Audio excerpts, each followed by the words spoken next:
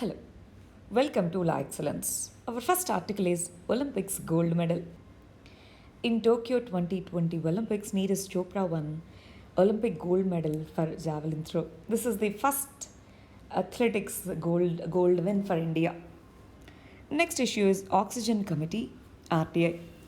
Recently, details of oxygen supply, oxygen shortages, these were asked under RTI. But Union government said there is no committee such as Oxygen Committee, so we don't have information. That's why we cannot give it. CIC, Central Information Commission, at the central level is the nodal authority to seek the complaints under RTI Act 2005. This particular authority has said that central government has the responsibility to share this information with the public because this information is of national importance and this is a public matter. Government cannot share the information which is private, that is third party information, or if the information is related to strategic etc., it cannot share. But in this context, this is a public information and this should be shared. Thus, that is the opinion shared by CIC. Next issue is Sundarbans and plastic pollution. Recently, we know Cyclone Tate has hit this particular region. This has led to lot of relief work in the coastal areas, especially in the Sundarban island. 50 island groups are there. So in this context, this plastic waste that has been disposed, the inflow of relief material through plastic waste, this disposed plastic material that has accumulated in the river area and in this marshy area, Sundarban is a marshy delta area. In this marshy delta area, plastic accumulation has happened.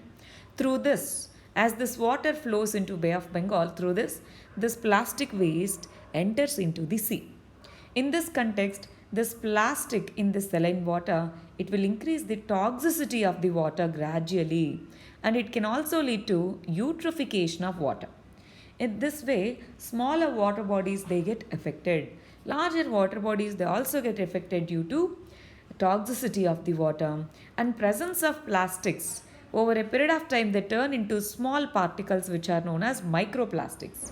They can slowly enter into food chain through fish. Then when we consume them, it enters into human food chain. That will have adverse effect on the human health. In this context, addressing plastic pollution is a primary issue now. Next issue is Ancestral Dravidian tongues spoken in Indus sites. Recently, a paper has been published and it has said that in Indus Valley civilization, the script is not deciphered, and the identified Indus languages or Harappan languages. There are numerous archaeological, linguistic, archaeogenetic, and historical evidences. They also show that there are certain proto words which are common for ancient Dravidian languages and Indus languages. That's why there is a link between. That's why archaeologists believe that there is a link between ancient Dravidian tongues and Indus Valley sites. Predominantly, if you see Indus cities and then some of the cultures of Dravidian, especially Sangam age and before that, they have similarities. There is a culture called Vaigai culture. This culture has similarities with the Indus culture. So in this context, there need more research on this. Next issue is DCGI. Drug Controller General of India, it has recently approved J&J Johnson & Johnson one-dose vaccine. This is a one-dose vaccine. Earlier it has approved 4 vaccines, Covishield, Covaxin, Sputnik V and Moderna. Now this is the third vaccine that is approved in India. As all the others are 2-dose vaccines, this one is single-dose vaccine. J&J's vaccine is single-dose vaccine and Drug Controller General of India has provided emergency use authorization. As more and more varieties of vaccines enter into India, mass vaccination would become more. This will reduce the disease burden and we can reduce the mortality rates due to COVID-19. Next issue is glacial retreat in Ladakh. In Ladakh, we have a glacier known as Pencil Glacier. This is located in Jaskar range of Ladakh. It is retreating. Retreating means it is fast melting. The rate of glacial formation is less than the glacial melting. So melting is very high. One of the reasons is global warming and increasing climate change. Because of these two, average temperatures in almost all the areas are increasing, and here also, due to this increase, glaciers are melting. We have a concept called third pole. Third pole means apart from North Pole and South Pole, permanent frozen glaciers are there in the Himalayan and Hindu Kush Karakoram ranges. This region is known as third pole region. Jaskar range is part of this third pole region. Due to global warming and climate change, this is getting affected. Next issue is Atlantic Meridional Overturning Circulation. We have a concept called ocean current. Ocean current means due to Earth's rotation, temperature changes, salinity changes, and rotation of the Earth, water in the ocean, they move in a particular direction at till certain depth. So this circulation is known as ocean current. Major current in the Atlantic Ocean is known as Atlantic Meridional Overturning Circulation. That means on the surface of water flow happens. Similarly, parallelly at the depth of the ocean, counter current moves in. This is known as Atlantic Meridional Overturning Circulation, and it has reached a tipping point. That means due to change in the water, due to change in the temperature of the water, the flow and the speed of the ocean currents also change. Recently, a study has been published in Nature magazine. It has shown that it has become unstable. It has become unstable in the last century. This current maintains the stable temperatures in Europe and North America. And as this is losing its temperature equilibrium, it is going to affect the temperatures in these regions also. Gulf Stream, which flows near Gulf of Mexico, is part of this Atlantic Meridional Overturning Circulation. You should go through your map. Please go through your map and understand what are warm currents, what are cold currents, how this, where counter current and oceanic counter current, where these are there. You should go through that. Next issue is study on ancient viruses. Recently, in China's Tibetan Plateau, ancient viruses were found in the glacial region of China. Glacial Tibetan Plateau region, which might belong to 15,000 years old. So they have survived in the frozen ground, because we know that in frozen ground we can store the biological material.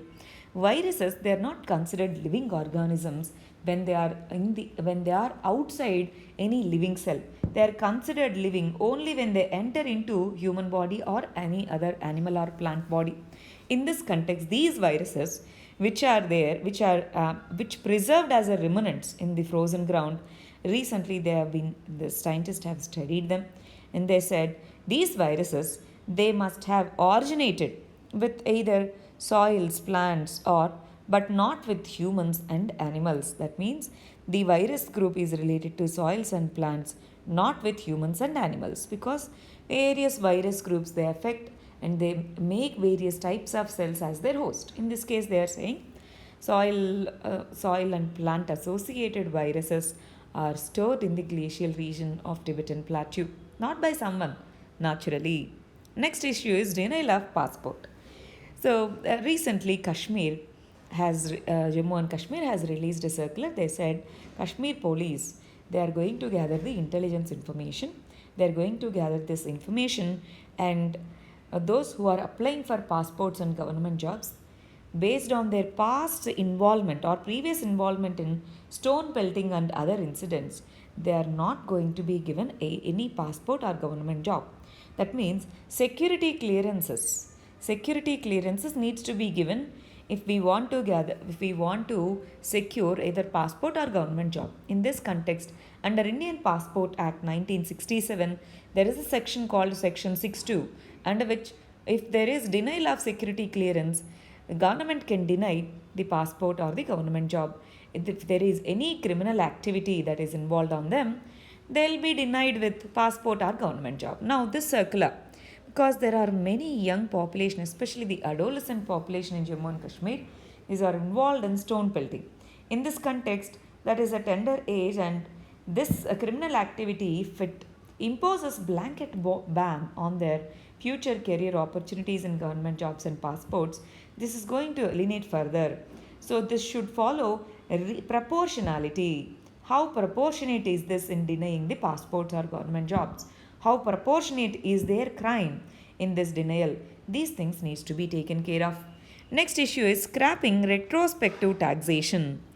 Recently, government has introduced Tax Laws Amendment Bill 2021. It is trying to remove the retrospective taxation in 2012 budget. At the time, Finance Minister Pranab Mukherjee has introduced retrospective taxation. That means they introduced certain changes to the taxation structure, which made it applicable from 1961. There is a tax law known as Income Tax Act 1961.